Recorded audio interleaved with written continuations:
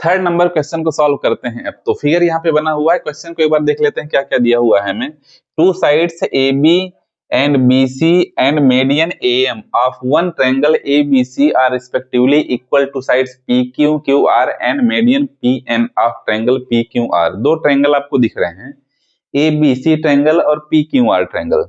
तो हमें यह दिया हुआ है कि ट्रायंगल ए बी सी का A B triangle P Q R का पी क्यू के बराबर है और A M median P N median के इक्वल है और बी सी ये साइड इस साइड के इक्वल है, यह हमें दिया हुआ है। इतनी चीजें हमें दी हुई हैं, ठीक है। तो हमें क्या प्रूफ करना है कि A B M triangle A B C triangle में A B M triangle P Q N triangle के कॉन्ग्रुएंट प्रूफ करना है फर्स्ट पार्ट में। चलिए फर्स्ट पार्ट को पहले सॉल्व कर लेते हैं। फर्स्ट पार्ट को सॉल्व करते हैं तो इन triangle A B M and triangle P Q N, इन दोनों ट्रायंगल में आप देख सकते हैं कि ए बी यह इक्वल दिया हुआ है पी क्यू के, यह हमें दिया हुआ है, ठीक है। और ए एम यह इक्वल दिया हुआ है पी एन के, यह भी दिया हुआ है, रीजन लिख देना है यहाँ पे इस तरीके से। और देखिए बी सी इक्वल दिया हुआ है क्यू आर के, बी सी इक्वल दिया हुआ है क्यू आर के।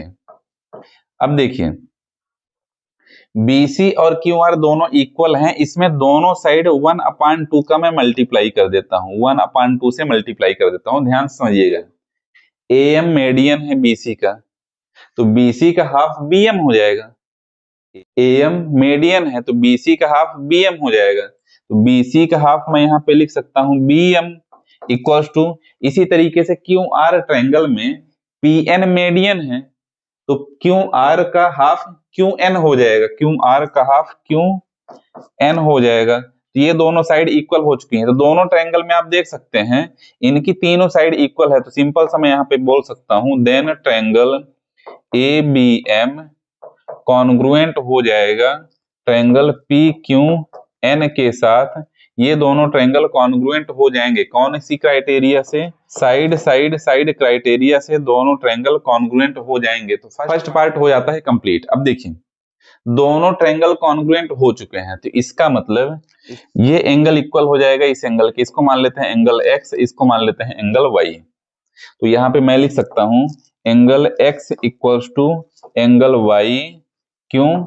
बाय रीजन यहाँ पे लिख सकते हैं CPCT के रूल से, CPCT के रूल से इसको इक्वेशन नंबर 1 मैं मान लेता हूं। यहां तक फर्स्ट पार्ट आपका कंप्लीट हो जाता है। अब यहां से स्टार्ट हो जाता है सेकंड पार्ट को सॉल्व करना।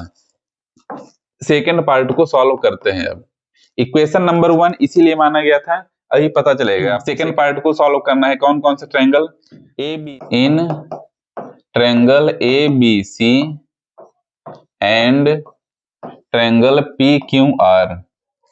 ABC और PQR दोनों ट्रायंगल में देखिए AB इक्वल है PQ के साथ, यह दिया हुआ है, यह दिया हुआ है, और BC इक्वल है QR के साथ, यह भी दिया हुआ है, यह भी दिया हुआ है, और एंगल X इक्वल है एंगल Y के साथ।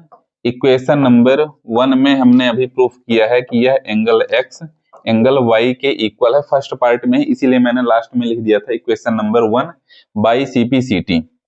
ठीक है, तो दो साइड और एक एंगल, दो साइड और उनके बीच का एंगल इक्वल है, तो मैं यहाँ पे लिख सकता हूं देन ट्रायंगल ABC कॉन्ग्रुएंट हो जाएगा ट्रायंगल PQR के साथ। कौन सी क्राइटेरिया से?